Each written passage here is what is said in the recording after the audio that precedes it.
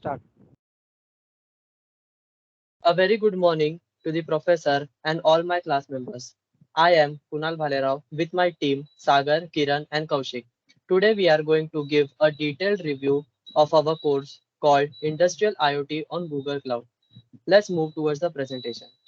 The amount of attention IoT is getting is growing exponentially. The term Internet of Things wasn't created until 1999. Since then, the field of IoT has been grown tremendously. In 2018, the number of installed IoT devices was estimated to be about 22 billion. By 2030, the number expected to reach 125 billion. So, what can we do with IoT? Today, companies are using IoT devices to perform a wide variety of tasks. We can accelerate businesses' agility. We can run IoT solutions with machine learning capabilities. We can improve operational efficiency. IoT devices allows you to visualize where assets are located in real time using localization intelligence. With this much advantages of IoT comes the challenges. And the challenges are connectivity, brownfield deployment, security and compliances, non-standard communication protocol, IT/OT convergence, and get actionable intelligence from the data. Moving to the slide of Google Cloud IoT architecture. The first stage is data gathering occurs at the sensors and devices. Sensors gathers the data from environment and send it to the cloud, either directly or through an intermediate devices. And the device will prepare the data for transmission to cloud. Second process is ingest and process data. Google Cloud IoT processes data encompasses cloud IoT core, cloud functions, PubSub, and data flow. This is fully managed solution for ingesting and processing IoT data. Using cloud IoT core devices are securely connected to the cloud. PubSub receives messages from devices and publishes them to subscribers to read. You can use data flow to create data pipelines from the devices to its destination, which can be BigQuery, cloud storage, or Bigtable. Data analysis and machine learning can be done on the edge or on the cloud. Google Cloud IoT are data analytics and machine learning are fully integrated with IoT data. Moving to next slide, device management is scalable with Cloud IoT. Devices on the network must be securely connected to the network. Managing a network means managing all devices on network with Cloud IoT. You can easily and securely connect and manage and ingest IoT data from globally dispersed devices at scale. Device management on Cloud IoT covers the three main concerns of sensors that we can see in next slide. That is adding new devices, monitoring devices, and updating devices. Moving to next slide, Google IoT is secure. Security is critical when deploying and managing an IoT network. Cloud IoT Core has several security features to protect your IoT network that has been listed down below. At the end of my topic discussion, I would say that Cloud IoT is a complete solution. It offers a complete IoT solution because it is serviceless by design. It has intelligence built with machine learning and artificial intelligence capabilities, and also it is secure with hardware root of trust. Now,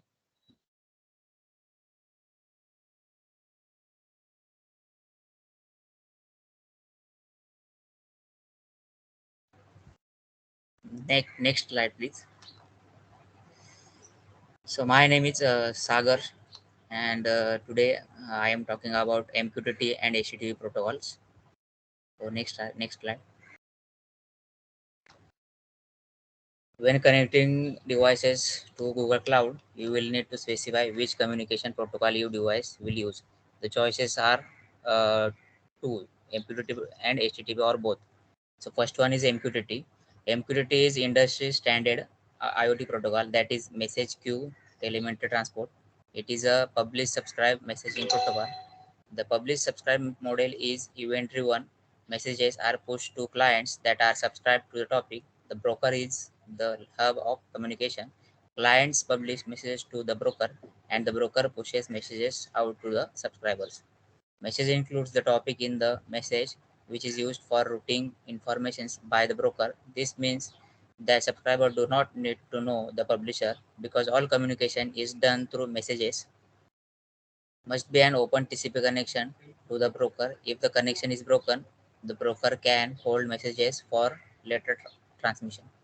And next slide.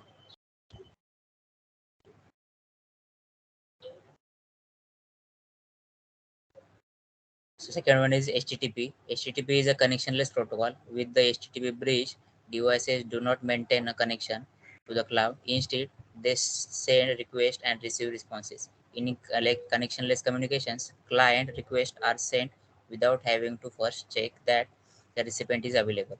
Therefore, devices have no way of knowing whether they are in a conversation with the server and vice versa. This means some of the features that cloud IoT core provides, for example, last heartbeat detected, will not be available in the HTTP connections. Next slide, please. So next is comparison of MQTT and HTTP. So MQTT is considered to be data focused, while HTTP is document focused, which means MQTT is better suited to the rigors of IoT. MQTT has lower bandwidth usage, while HTTP has lighter weight. MQTT lower bill latency, higher throughput, while HTTP favor firewall issues. MQTT supports raw binary data. HTTP supports binary data must be base 64 encoded. MQTT has 2 byte message header and HTTP has 8 KB to 16 KB. Compare length messages. So next PubSub and IoT. PubSub is a message-oriented middleware to the cloud. It is the foundation of simple, reliable, scalable foundation of streaming analytics and event-driven computing. Next, it does this by coupling the senders and receivers, allowing for secure, highly available communications. PubSub ingests event streams and delivers them to Dataflow. Dataflow processes the data and delivers it to the BigQuery for analysis. Scale responsibly and automatically. Operational overhead is reduced and data is automatically and intelligently distributed across data centers. Published data is copied across availability zones and PubSub has end-to-end encryptions. Next. So next is Google Cloud IoT Core. Google Cloud IoT combines MQTT protocol with the highest level of security, and it is a single global endpoint. When communicating with a device, don't need to know the device location and don't have to replicate its configuration in each region. Data is automatically published to PubSub and is accessible globally. Next.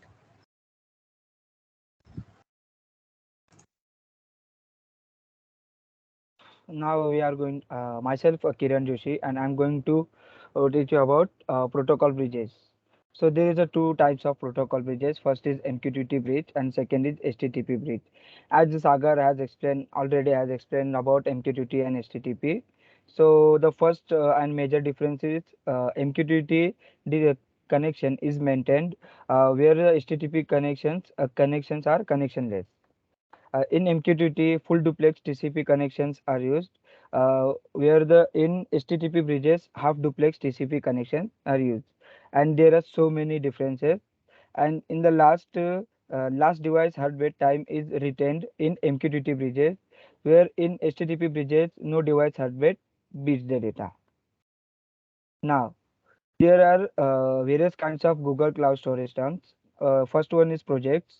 In projects, all data in cloud storage belongs to inside a project. A project consists of a set of users, a set of APIs and billings, authentication, and monitoring settings for those APIs, and can have one project or multiple projects. Second term is buckets. In buckets, there are basic containers that hold the data. Everything that's stored in cloud storage must be contained in buckets, and buckets can use buckets to organize data and control access to data. But unlike directories and folders, cannot nest buckets. The next term is bucket names.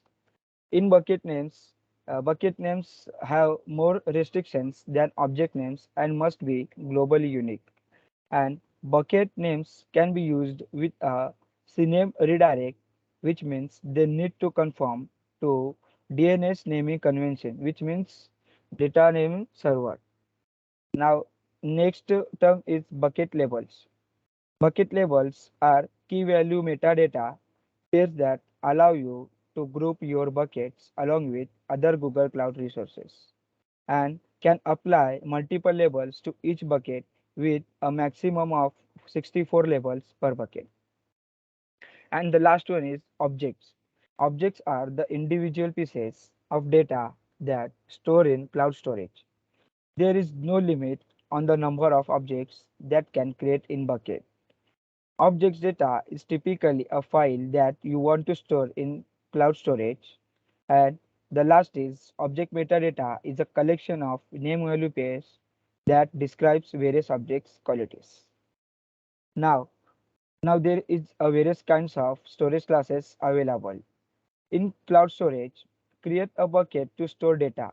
A bucket has three properties that specify when created. The first one is a globally unique name, and the second property is a location where the bucket and its contents are stored.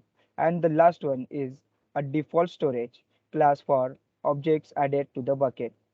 Now, there are four storage classes available on cloud storage. Now we are going to see the difference between these four. Now the first one is standard. In standard, the minimum duration is not mandatory. In nearline, there is a 30 days of minimum duration, where in cold line, the minimum duration is 90 days, and in archives, there is a minimum duration of about 1 year. And availability of SLA in standard multi-region about 99.90%, and dual region is similar to 99.9% available.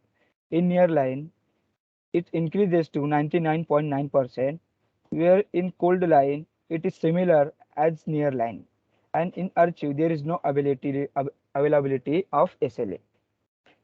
Now 99 in standard 99.9% availability in multi regions and dual regions are available. In near line about 99.95% availability in multi regions and dual regions are available. In cold line it is similar to near line, and in archive it is also similar to near line and cold line. Now where we can use a standard to access data frequently, we use serve website contents, stream videos, interactive workloads, and in mobile and gaming apps we can use this standard storage class. Nearline storage class is used in data backup, serve long tail multimedia content. And the cold line storage class is a read or modify data no more than once a quarter. And the last one is archive. It's used in a cold data storage and disaster recovery. Now, we are going to see about data flow. A data flow is a fully managed service for transforming and enriching data in stream. It uses a serverless approach to resource provisioning and management. And data flow pipelines are either batch, which means processing bounded input like a file or database table, or streaming, which means processing unbounded input from a source like pub or sub. Now, we are going to say about data flow templates. Templates are the third method for creating a data flow pipeline. Templates have some advantages over traditional data flow deployments, which is first one is a pipeline execution does not require code completion for each run. Now second advantage is can execute pipelines without the development environment and associated dependencies, which is useful for recurring batch jobs. And the last advantages is templates can customize the execution of the pipeline with runtime parameters. Now also templates can be executed by using Google Cloud Console, G Cloud commands in the shell, and the last is the REST API. Now, my friend Kaushik will continue for the slides. Okay. Hello, I'm Kaushik, and I will discuss about uh, pipelines in data flow. So, pipelines manage data after it arrives on Google Cloud, and there are different types similar to. There are different pipelines manage data after it arrives on Google Cloud, uh, similar to how parts are managed on a factory line. There are different work that has to be done in pipelines, like transforming data, which means convert the data into another format, and aggregating and computing data, which means combining data, can add checks such as averaging data across multiple devices to avoid acting on a single device or to ensure have acceptable data. And it also does the enriching data, which means combining the device generated data with other metadata. And it does the moving data also. So what the moving data means, you can store the process data in one or more final storage locations. Next, Kiran.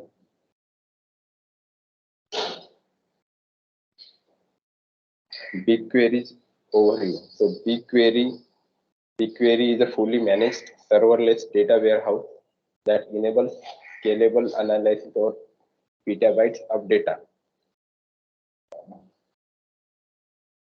There are two types of big queries: interactive queries, in which where the query is executed as soon as possible. This is the type of default type of query. And then there is another query which is batch query, in which queues each batch query on your behalf and starts the query as soon as idle resources are available. It is done within a few minutes. Uh, Saving and sharing queries are of three types, like private, shared, and public. Query jobs. Uh, Jobs are actions that BigQuery executes to load data, export data, query data, or copy data. Query pricing. Query pricing refers to cost of running SQL commands and user-defined functions charged for the number of bytes processed, whether the data is stored in BigQuery or in external data source. Data preparation. Data prep. Data prep. Data prep is an integrated partner service that is operated by another company. In Google IoT platform, it is done by Trifacta. Google works closely with Trifacta to provide seamless user experience that removes the need for upfront software installation, separation, licensing costs, or ongoing operational overhead. Data prep is next, Kiran. Data prep is built on data flow. It is auto-scalable to any size and can easily process massive data sets. The data can be in CSV or JSON format. Okay, thank you.